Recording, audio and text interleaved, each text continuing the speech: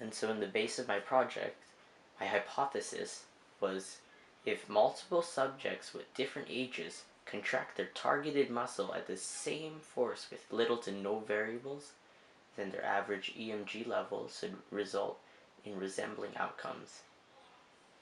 My purpose was I was researching the internet hoping to find some inspiration until I came across a demonstration video of a robotic prosthesis. That led me to think, how does one control a robotic arm without a controller to activate it?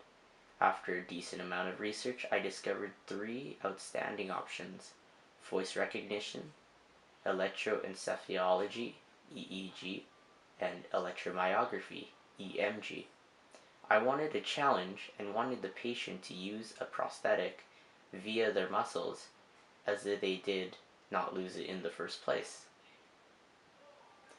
Although there were some variables, I had to test this and I had to think of a contraption, a way to control how arduous a patient was contracting.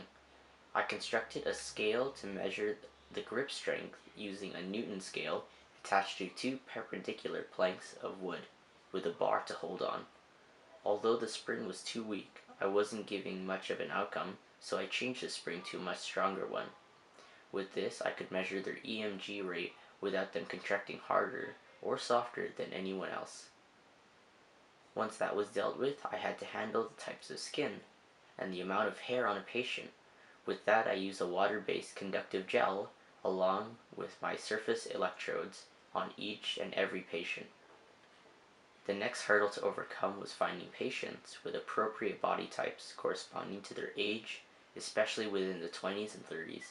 For example, I cannot have one patient be on an ectomorph while a patient 2 is a mesomorph.